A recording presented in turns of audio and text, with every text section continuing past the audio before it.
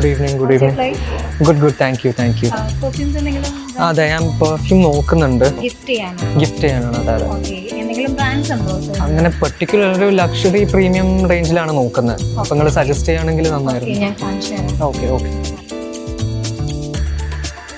നമുക്ക് premium perfume എന്നത് Chloe ആണ് സർ. ലേഡീസിൻ്റെ ആണ് വരുന്നത് മെയിനായിട്ട്.